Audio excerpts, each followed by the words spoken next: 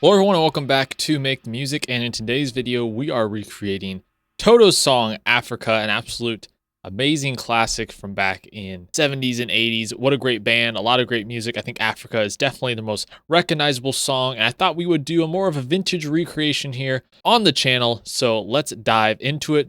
First of all, I've got some free guides. The Home Studio Toolbox is a free resource to help you get free tools in your home studio to help you create the music that you want to make.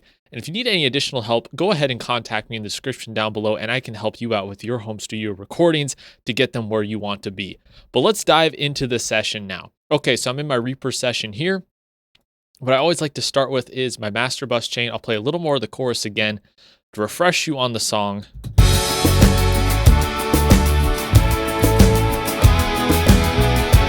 There's a lot going on in this track, a lot of guitars, synths, different drum elements. And so, there's a lot going on here. Let's dive into the master bus chain. I've only got 4 plugins on the master bus chain. We started off with the virtual mix rack. So I'm using the classic strip. It's now the virtual mix rack 3.0 though, but it's essentially the same exact plugin. I'm using the, Brit 4KE, the SSL channel, a little high lift and low lift, and that's it. I kind of kept it minimalistic. A little stock EQ, just adding a little bit of low mid information. Vintage tracks tend to have a lot like that sort of low mid tape saturation sound. So I added some of that in and then cut out a little bit of like 4K. But these are really, really small boosts and cuts. You don't want to overdo it on the master bus. Then I'm using the SSL comp plugin. I really like this plugin. It compresses the track just perfectly. You can see I'll probably do close to 3 to 4 dB of gain reduction on the choruses.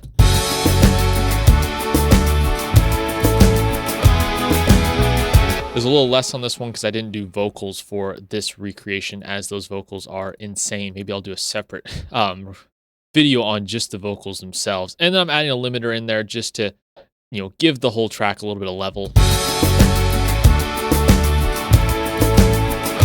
But this is a vintage track. I'm not trying to juice this thing or make it super, super loud, right? This came out in the 70s and 80s, so things weren't as smashed as they are today. So I'm trying to kind of recreate that same vibe. So that's the master bus. Let me take all the plugins off so you can hear what it sounds like.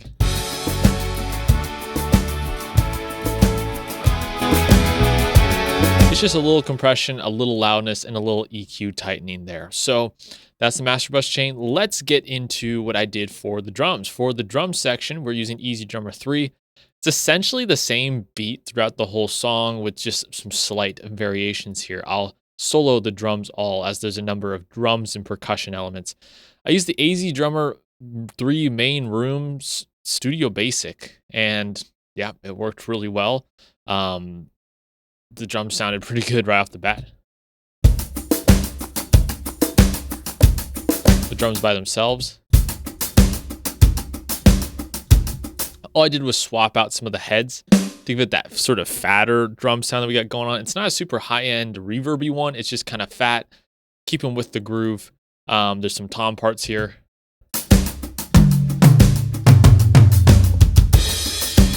And that's pretty much all there is to it. Just putting the drum patch in. I didn't even really mix Easy Drummer 3 that much. I did throw some plugins on all the percussion, just virtual mix rack, virtual channel, a little revival, and then a little bit of drums parallel compression.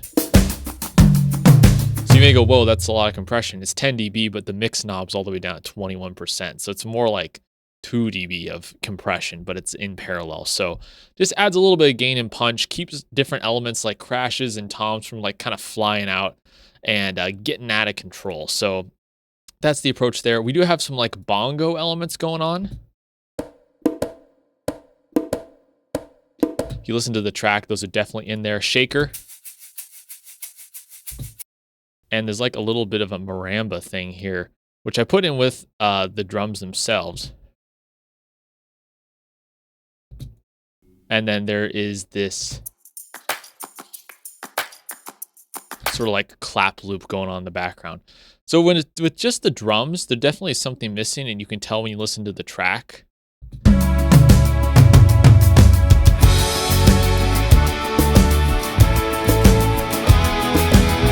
All these things kind of help round out the rest of the arrangement. So that's what I did with the drums. That's pretty much it. Just proper layering and Easy Drummer 3, and you're good to go. Let's go to the bass guitar now. The bass actually plays a really important role in kind of crafting the melody and chords of this song. I'll go to the chorus here.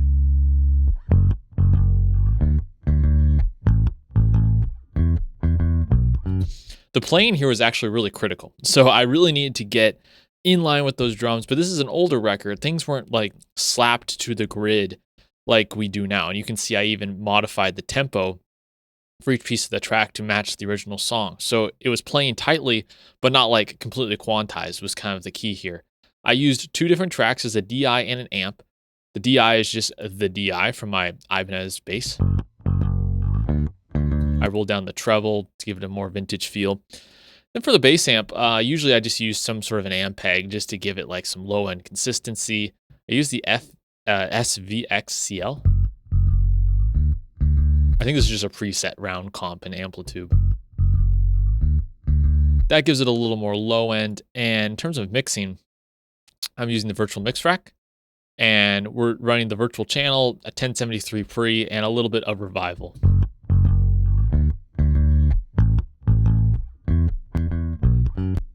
Just makes the bass more consistent. SSL channel, adding some EQ. And the CLA 76 stereo for bass. This is my favorite preset. I'm doing a lot of gain reduction here just to keep that bass consistent with the drums and the low end. So let's play those 2 elements together.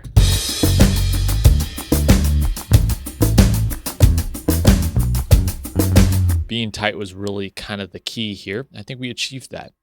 Let's go to the electric guitars. Some cool parts here. This is technically like the last chorus's guitar arrangement, but I kind of threw it in with the first chorus to give you guys a taste of it. There's some rhythm guitars on the right and left. They actually have quite a bit of gain, but I have them kind of lower in volume. They don't overpower the track. This really isn't like a rock track as much as it is like a yacht rock pop track, right? So we didn't want the guitars to overpower everything. Then it becomes like a, hard rock sort of thing.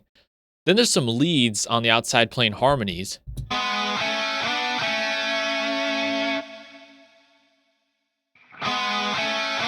They really kind of come in a nice way, and they all kind of come together at the end of that chorus. With the rhythm guitars here.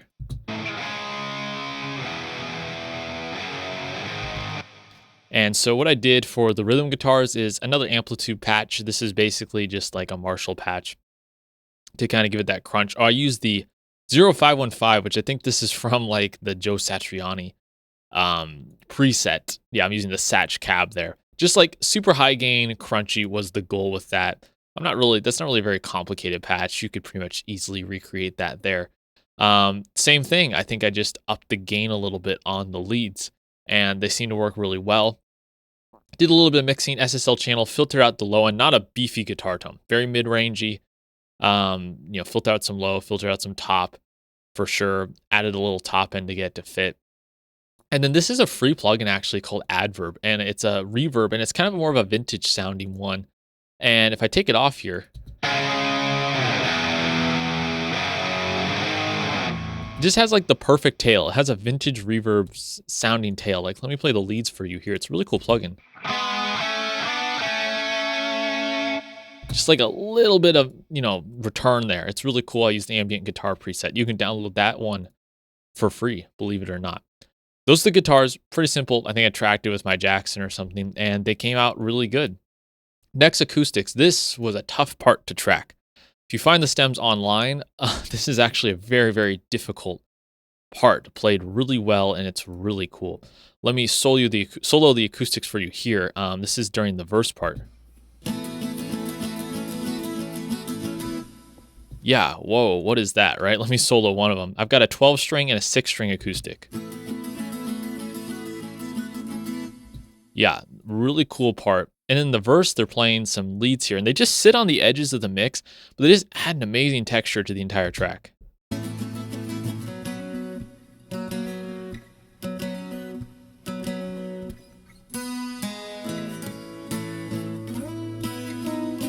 What a cool part. I mean, I never knew this part existed until I really zeroed in on the song. Very, very cool. It's not ultra prevalent, but it really works in the song, and it was a fun and difficult part to track. The pre-chorus part here, and then listen to the chorus part, how many guitars are interplaying here.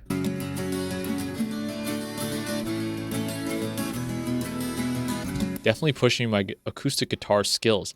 What do we do mixing wise? Well, we got a lot of stuff going on here because acoustic guitars can be a bear sometimes. The Neumann mic emulation on my Slate ML2 was the go-to virtual channel. The Revival to add some shimmer and thicknesses, just kind of like a magic little module here. SSL channel stereo, we needed to filter out some lows, add a bit of top. LA, this is my absolute favorite plugin on acoustics. It's a limiter, just brings everything and just kind of flattens it in a very natural way. You can see the gain reduction here. Not trying to like squash it too bad, but I don't want different acoustic guitar parts poking out. That's not what we got going on in the mix. A nice little layer of fresh air and some chorus. I felt like I heard a bit of chorus on these guitars. If I take it off, you know, it just adds a nice little flavor, and then the adverb. So if I take all the plugins off, it's okay, but pretty sterile. All the plugins, it fits right in. Let's talk about these synth patches here.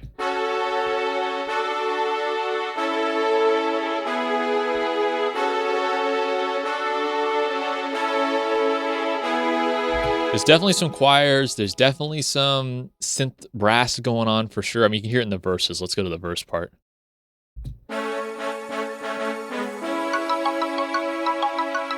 A little marimba going on. For the voices, choir part, I'm just using expand for all those parts. The big string free patches apparently, and the Heavens Choir patches for those two.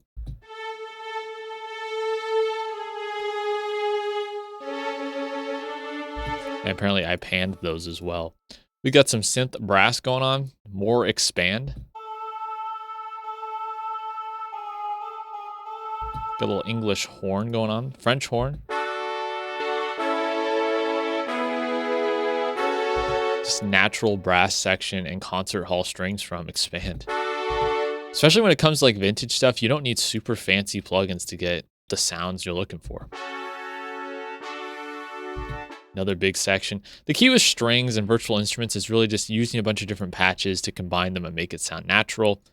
For the marimba part, I want to say I used Anna 2 for this, I think. Yeah, there's a patch in Anna 2, the Tropics Bell, that really worked well for this.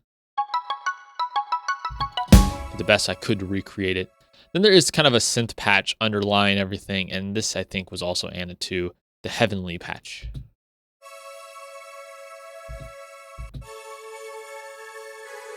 So combine all those together. And then during the chorus, of course.